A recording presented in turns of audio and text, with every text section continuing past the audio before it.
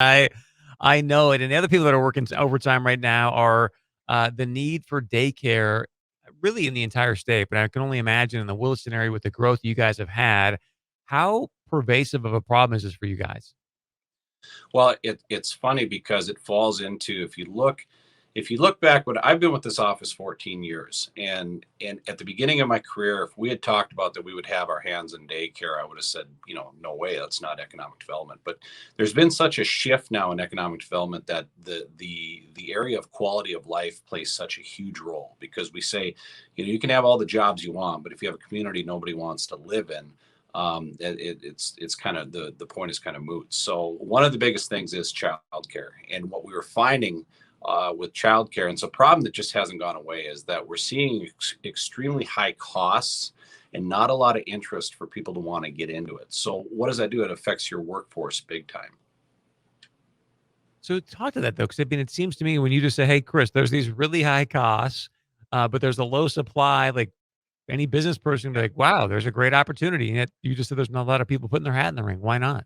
Well, there's a threshold again. It gets into when you see it. It's expensive to run a child care facility, and how you would make that up is obviously you would raise the rates of child care. But if you look at the rates right now, and obviously with what's going on, with the United States with high cost of inflation and just high cost of everything across the board, there's a point where it doesn't get feasible for somebody that's looking for child care, that can pay those rates. So they'll opt just to stay home. And again, it gets back into hurting your workforce because then there's an individual out there that probably wants to get out in the workforce, but it doesn't make sense. Again, because of the high costs they would pay with childcare.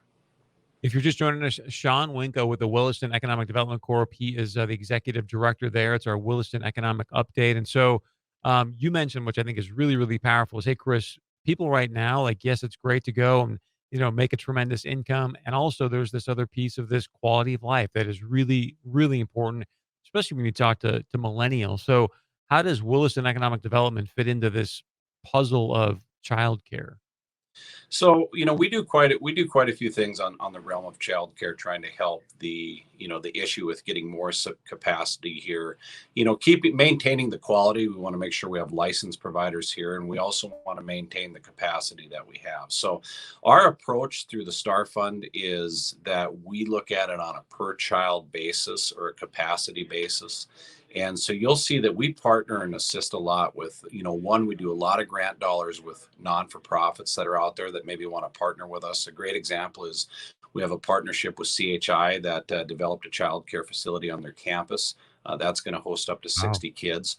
We partnered with a local church here that would help build out their facility for a child care facility. That was roughly about 60 kids. One of our biggest ones that we've seen with partnerships is we partnered with Williams County and Williston State College, where we're helping develop and build out a child care facility on the college campus, which I believe will provide, I want to say 60 to 80 kids. Those numbers are pretty rough there, but that's one of our biggest partnerships that we're seeing. And then we get into, a lot of the individual providers. So again, I talk about quality. We have a program where we will reward each year providers if they go through the work to continue to be relicensed, or if unlicensed providers want to get licensed. There's kind of a scaled level of incentive that we will give them that will offset some of their costs. And those costs are, you've got to do a fire inspection, you've got to have updated curriculum, just things like that. And we will help offset some of the costs because, again, we just want to see the quality in childcare. Walk me through. So, Williston Economic Development partners with CHI to build a childcare facility on campus. Like who came up with that idea? Walk me through that process. So, again, the approach is I don't want to run and manage childcare. But what we want to do is, again, the approach that we take from economic development, whether it be business startups or we're talking grants, is that we want to be kind of the close the gap, meaning here's basically an incentive to get the project done. You get the project done, you're off and running, and you're adding something to the community. So where the partnership works is, good example, CHI, they approach us, they got this facility. Hey, this is what we think it's going to cost us to build this out. Would you be willing to partner with us? If you partner with us, we build it out, and then they will look for a provider that will come in and run it. Now, what does that do? By us partnering, and bringing down those costs of build outs. That's less overhead for a provider that's coming into a new facility, so they're able to operate at a better break even point. So again, that reflects everybody benefits from them. You're going to see that the rates are going to maintain themselves. They're not having to jack the rates up to cover some of the overhead costs, and it's just a way that we can partner to help keep this moving forward, to add more capacity into the community. Shawn Wenko joining us with the Williston Economic Development Corp. You also mentioned a thing called the Star Fund. I know that you know that really, really well. It just kind of rolls off your tongue. But for people out there that aren't familiar with it, what is that? How is it an asset to your community? So it's a big thing for us. The Star Fund, it's a 1 cent city sales tax. It was approved by voters in 1991, and it's been renewed several times since then. In fact, it's set to sunset here in 2030. It was just renewed for a 10-year run here a couple of years ago. But it's a 1 cent city sales tax. 3/4 of that penny goes into what we call infrastructure debt relief. So it's huge for the community. If we go in as a city and let's say we redo the street out in front of somebody's house, the Star Fund will help offset some of the portion of that cost, so you won't see the homeowner be assessed the full amount for that. The other quarter of the penny goes into what we call the Jobs Creation Quality of Life Fund.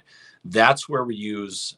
That's what we use to help provide incentives, partner on low interest loans with the Bank of North Dakota through our Flex Space program, and straight out grants that help with business development and quality of life development in the area.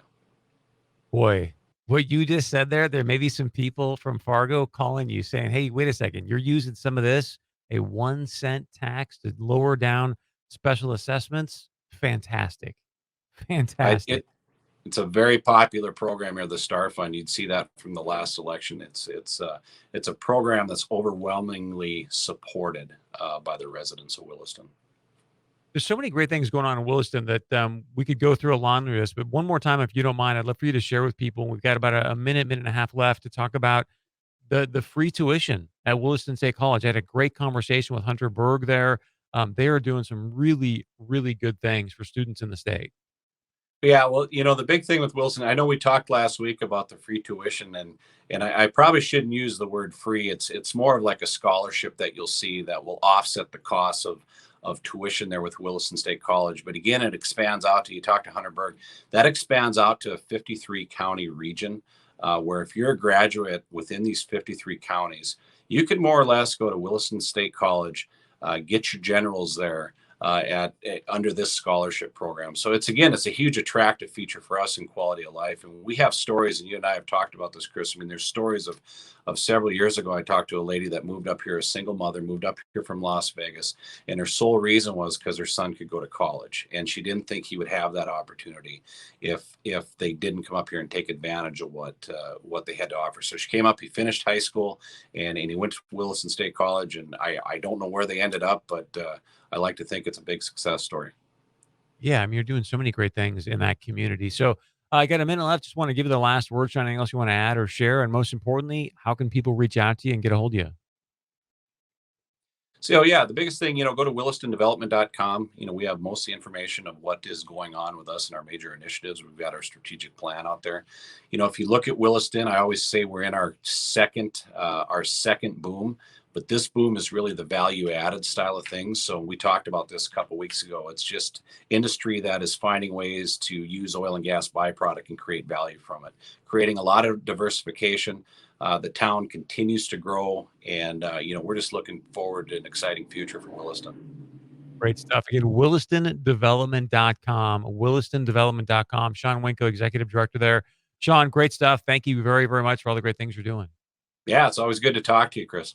Yeah, you too. We'll talk to you again next week. We're doing our Williston Economic Development every single week to let you know what are some maybe opportunities. One of the things that Shawn and I have talked about is if you've been born and raised in North Dakota, there's this sort of just bizarre divide between Eastern and Western North Dakota. So how can we start to build bridges between both sides of the state, make a positive impact? I want to remind